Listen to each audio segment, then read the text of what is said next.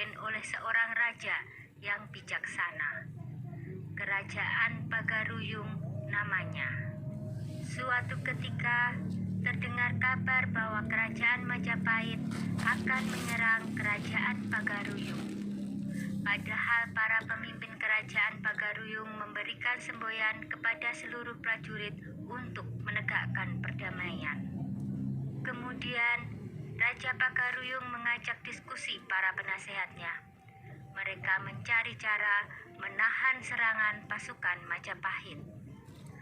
Akhirnya, seorang penasehat kepercayaan raja mengusulkan sebuah ide cemerlang. Paduka Raja, sebaiknya kita ajak pasukan Majapahit untuk berunding demi menghindari pertumpahan darah. Kita sambut mereka di perbatasan. Jika mereka menolak, ajaklah mereka untuk beradu kerbau, kata penasehat raja itu. Setelah itu, sang raja bersama punggawanya menyiapkan segala sesuatunya. Sang raja menyuruh putrinya untuk mencari beberapa dayang yang paling cantik. Lalu mereka diajari tata krama dan memakai pakaian yang indah. Ketika pasukan kerajaan Majapahit tiba di perbatasan, mereka disambut oleh dayang-dayang istana dengan ramah. Melihat perlakuan serta hidangan dan hiburan yang diberikan, pasukan Majapahit menjadi heran dan menjadi luluh. Datuk Tan Tejo Garhanu segera mengajak pemimpin pasukan Majapahit ke istana untuk menemui sang raja.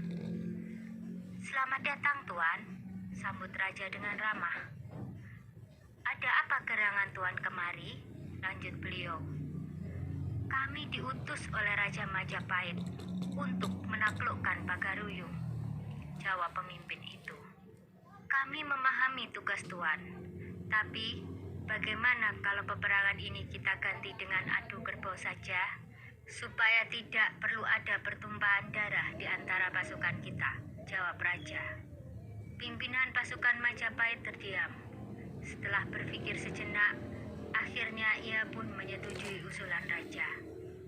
"Baiklah Paduka Raja, kami menerima tawaran itu," jawab si pemimpin. Keesokan harinya, kedua kerbau aduan dibawa ke gelanggang, lalu dilepas. Kerbau Majapahit terlihat beringas dan liar, sedangkan kerbau Pagaruyung ternyata hanyalah seekor anak kerbau.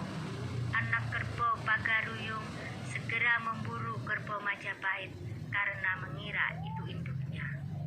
Perut kerbau Majapahit pun terluka, terkena tusukan besi runcing yang terpasang di mulut anak kerbau Pagaruyung. Setelah beberapa kali tusukan, kerbau Majapahit pun roboh terkapar di tanah. Berita kemenangan kerajaan Pagaruyung mengalahkan Majapahit menggunakan kerbau